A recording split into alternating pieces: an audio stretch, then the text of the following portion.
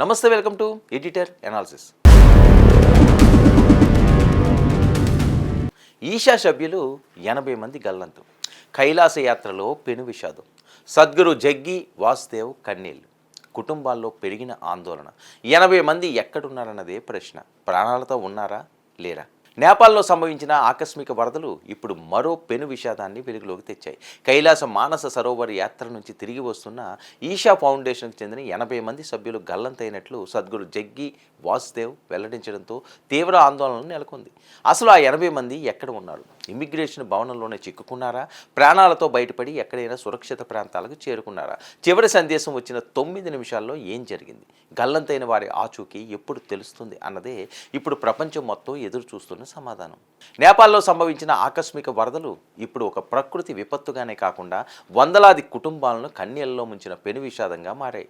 ముఖ్యంగా కైలాస మానస సరోవర్ యాత్ర నుంచి తిరిగి వస్తున్న ఈషా ఫౌండేషన్ సభ్యుల బృందం గల్లంతైన ఘటన తీవ్ర ఆందోళన కలిగిస్తుంది. దాదాపు 80 మంది సభ్యులతో ఉన్న ఈ బృందం గైరోంగ్ వద్ద ఇమిగ్రేషన్ భవనంలోకి వెళ్లిన కొద్ది నిమిషాలకే భారీ వరద విరుచుకుపడినట్లు సద్గురు వెల్లడించడం ఈ ఘటన ఎంత భయానకంగా జరిగిందో అర్థం చేసుకునేలా చేస్తుంది.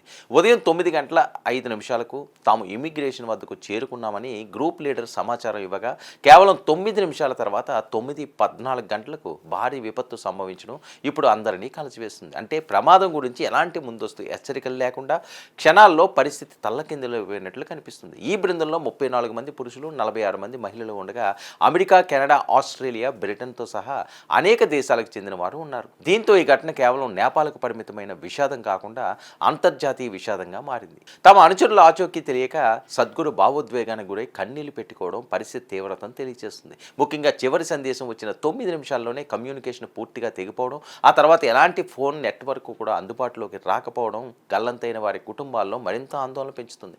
మరోవైపు సరిహద్దు ప్రాంతాల్లో రోడ్లు, వంతెనలు, టెలికమ్యూనికేషన్ వ్యవస్థలు ధ్వంసం కావడంతో సహాయక చర్యలు కూడా అత్యంత క్లిష్టంగా మారుతున్నాయి. ప్రమాదం జరిగిన ప్రాంతానికి చేరుకోవాలన్నా ముందుగా రహదారులను పునరుద్ధరించాలి, కమ్యూనికేషన్ వ్యవస్థను అందుబాటులోకి తీసుకురావాలి. ఆ తర్వాతే భారీ స్థాయిలో గాలింపు చర్యలు చేపట్టే అవకాశం ఉంటుంది. మరి ఇలాంటి పరిస్థితుల్లో భారత్, చైనా, అమెరికా దౌత్య మార్గాల ద్వారా సహాయక చర్యలకు అనుమతులు, సమాచారాన్ని సమన్వయం చేసుకోవాల్సిన పరిస్థితి ఏర్పడింది. ఈ ఘటనలో మరో కీలక ప్రశ్నను కూడా ముందుకు తెస్తుంది. అంతర్జాతీయ పర్యాటకులు, యాత్రికులు భారీగా వెళ్లే హిమాలయ ప్రాంతాల్లో ముందస్తు హెచ్చరికలు వ్యవస్థలు ఎంతవరకు సమర్థవంతంగా ఉన్నాయి?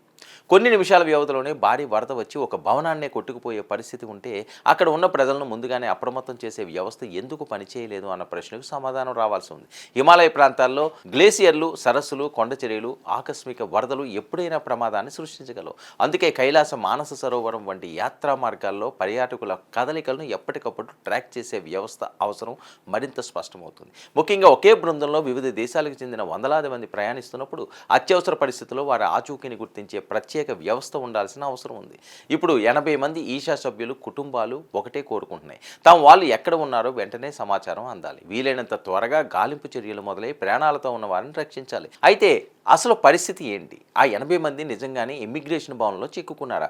వరద ప్రవాహంలో కొట్టుకుపోయారా? ప్రాణాలతో బయటపడి ఎక్కడైనా సురక్షిత ప్రాంతాలకు చేరుకున్నారా అన్నది ఇంకా స్పష్టంగా తెలియాల్సి ఉంది. సద్గురు చెప్పిన వివరాల ప్రకారం చివరి సందేశం వచ్చిన సమయం, ప్రమాదం జరిగిన సమయం మధ్య కేవలం 9 నిమిషాలే ఉండడంతో ఆ 9 నిమిషాలు ఏం జరిగిందన్నది ఇప్పుడు అత్యంత కీలకంగా మారింది. నేపాల్లో గల్లంతైన వారి సంఖ్య భారీగా ఉందన్న వార్తల మధ్య ఈషా సభ్యుల గల్లంత ఘటన కూడా విపత్తు తీవ్రతను ప్రపంచం ముందుకు తీసుకువస్తుంది. చివరకు ఈ కుటుంబాలకు ఎలాంటి సమాచారం అందుతుంది? గల్లంతైన వారిలో ఎంతమంది సురక్షితంగా బయటపడతారు?